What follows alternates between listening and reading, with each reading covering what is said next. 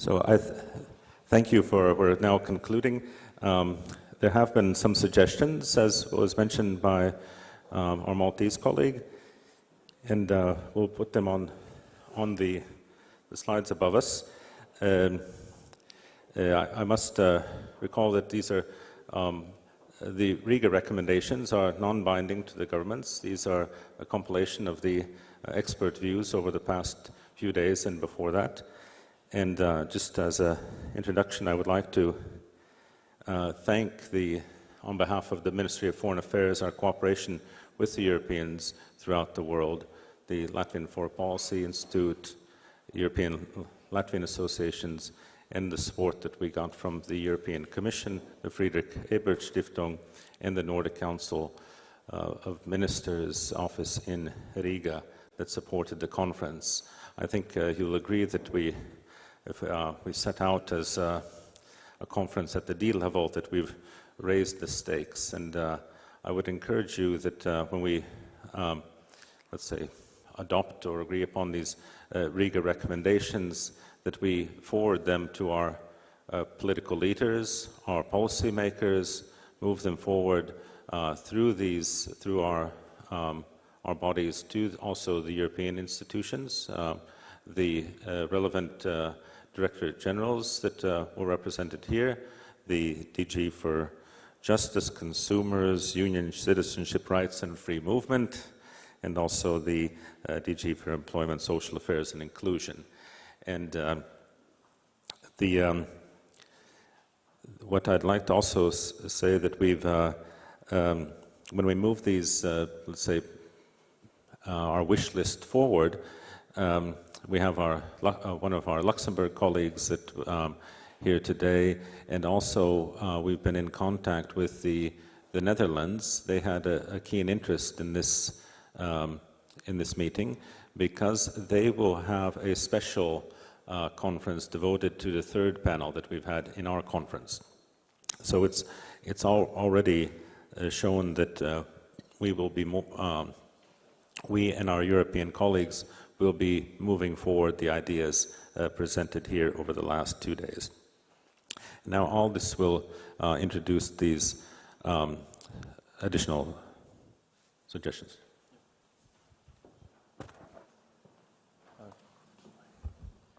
Good morning, everyone. Thank you, Ambassador, and thank you, everyone, for participating in this conference. And I'm very thankful to everyone who has submitted comments to the conference draft recommendations. There were a few, and we incorporated these changes to our document, which I would like to present to you. Right. First of all, I would like to thank the experts who participate in drafting these recommendations. I won't tell the names because the list is pretty long, but you can see all the names from the draft recommendation text, which is in your folders. So, first slide.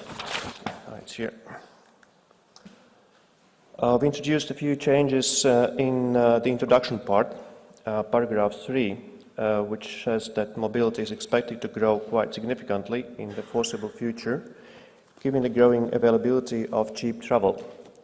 People living abroad can bring economic gains to both receiving and sending countries if well-tailored policies are put in place to tackle the risks stemming from free movement of people across borders. We deleted do and huge economic gains because, as we have heard, this economic impact is not, there is a positive impact, but there's no confidence that that all the participants, all member states are benefiting to the equal level. So we simply suggest that yes, it can bring positive gains, but provided that these policies are implemented. Okay. Oh, yes, it's a bit, I see where the problem is. There's one slide is missing. An introduction part, the last paragraph, which says that it is essential that EU lays the foundations for a consistent and comprehensive European policy, integrating all aspects related to European citizens' mobility and migration, including also economic, social, political and cultural implications. Here, we added another sentence. Unfortunately, it's not on the screen because the slide is missing. We just finished this paper a few minutes ago, indicating that it's also essential in member states to have adequate administrative structures dealing with mobility of people. Because action should not be taken only at European level, also member states should have structures responsible for the citizens living in other countries. Now, as to the recommendations, the first area concerns the quality of data on intra-EU migration flows. It has been highlighted yesterday many times that the lack of statistical evidence is a serious problem to designing appropriate policies and also to understand the scale of the mobility. And regarding these recommendations, there were no new comments, so they stay as they are. The second area, okay, this is the introduction part, and here you see the changes I just explained. Next, right. The second area concerns actions combating scaremongering about free movement and migration. And here we introduced a slight change in the first paragraph, saying that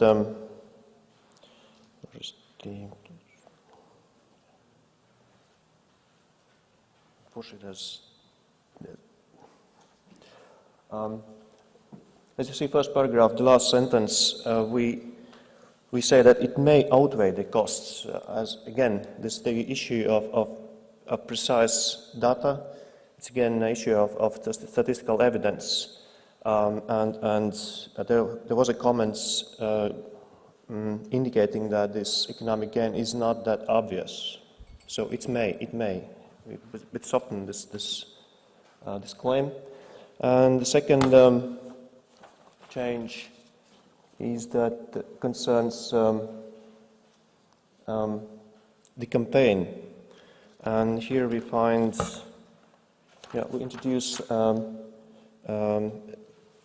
new sentence indicating that it should be a distinction should be made between asylum seekers and mobility of European citizens, because what we see in many countries that this anti-migration debate does not distinguish between European citizens and third country nationals. It's all mixed together and certainly creates quite a lot of confusion. Next. Right. Yeah, still on the second area of action. We propose European Year of Mobility. We think that 2017 could be a year, but we understand also that time is running out and it could be a subsequent year too, but simply for clarity of precision, we kept this 2017. And also, yes, and there was a suggestion to organize a convention for Europeans living abroad, through which to consult the people living abroad. So this European Year of Mobile Citizens and this convention of Europeans living abroad would be complementary to each other. Next, third area of action relates to mitigating negative externalities of migration. And here, as you see, the one change is regarding the legislation. In draft recommendations, we suggested that all legislative acts are recasted as their regulations. It seems that this is a bit too controversial for and giving too precise task to the European institutions, which may not be appropriate. Therefore, we deleted this part. So, of course, we underline that more emphasis on prevention is better than cure, and that this fast-track enforcement procedure should be introduced, but we don't make this specific suggestion regarding the legislation. Now, the fourth area of action should deal with foreign language proficiency and information asymmetry on employment opportunities in other EU member states. This recommendation, indeed, while looking at the different research papers, I found that it's been highlighted many times that the language proficiency is a serious obstacle. This is why many high-skilled migrants accept low-skilled jobs abroad, because they need time to accommodate themselves, to establish necessary social network to be effective in their host countries. And this language issue is also important if we want a circulation of people. If people go to another country and they have family and children go to local schools, they learn local language, and afterwards it's very difficult to move this family to another European member state because children don't know foreign languages, including sometimes their mother tongue, and it's an obstacle to circulation. And finally, we come to the fifth area of action. There we think it's very relevant to have more solidarity among EU member states concerning free movement of people, because demographic decline is a general problem in Western Europe, and societies are aging, and human capital becomes more and more scarce, and therefore this is our common asset, the young people, and taking account the effects, negative effects of mobility, which happens if there is risk of depopulation in certain areas, and there's also overcrowding problem in certain areas, like in the United Kingdom, and the distribution of the gains, positive gains, are not well balanced, and therefore such a fund, we see the European Free Movement Solidarity Fund, could be considered as an instrument how to tackle these inequalities. So as you see, we introduced this fund could serve, and this is a consideration, not we're not insisting on creating such a fund, but we invite to consider.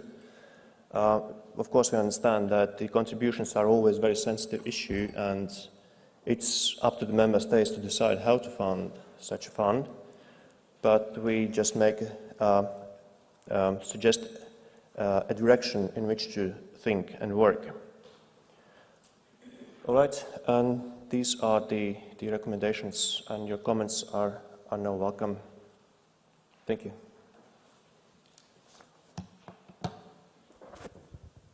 Okay, I see that we don't have any hands raised, no one's screaming, yelling, so I suggest that we, again, these are non-binding to us, but we would appreciate that you would introduce your governments and your policymakers with the Riga recommendations and move them through the, let's say, the political cycle where appropriate. So maybe we can agree by acclamation.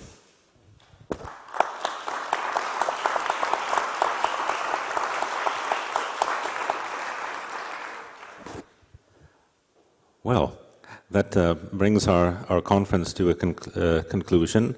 I suggest before we have lunch in just over half an hour, so I suggest you continue your networking exercises that you have embarked upon the past 2 days, and also I can remind you that to the going out of the hall to the left is the IT Demo Center with very, very interesting, innovative approaches to different IT types of things. You can have a cubicle microphone. We can play, throw the the cubicle microphone and different other applications there. And also, again, to the leaving the conference hall to the right is the Latvians Abroad Museum and Research Center's exhibition on Latvians in Exile. And I would suggest and welcome that any Latvian here should read the document Latviešu stāja svešumā. It's an incredibly interesting document. It shows how basically it is a project of Latvians abroad taking an oath of how they should live, work, and behave by representing themselves as Latvians abroad. In this particular document, it was adopted by the Latvian Central Council in the one of the displaced persons camps way back in 1947, and the language and the in-depth thoughts of this particular document would hit home to not only any Latvian living abroad today, as we heard from Intas meetings, that we have Latvians in over 118 countries, certainly. And Latvians are elsewhere. They are our resource, and and then of course the exhibition has information about the organizations and such, because it's the exhibition. It's a historical exhibition because there are no Latvians in exile anymore. There is only the Latvian diaspora, and we need to be welcoming and engaging them as we are to any of our citizens. That would be my final word before we have our... And you wouldn't be in Latvia. We would never, ever allow you to leave on an empty stomach. So you're very welcome to the lunch and continued networking. Thank you very much. And again, as I mentioned yesterday, I was actually very impressed with the fact that very, very few people were using the headphones. And I would like to thank the interpretation teams and their work, and because their voices were maybe not heard that much in this room, but they were certainly heard internationally, and I thank you for your work.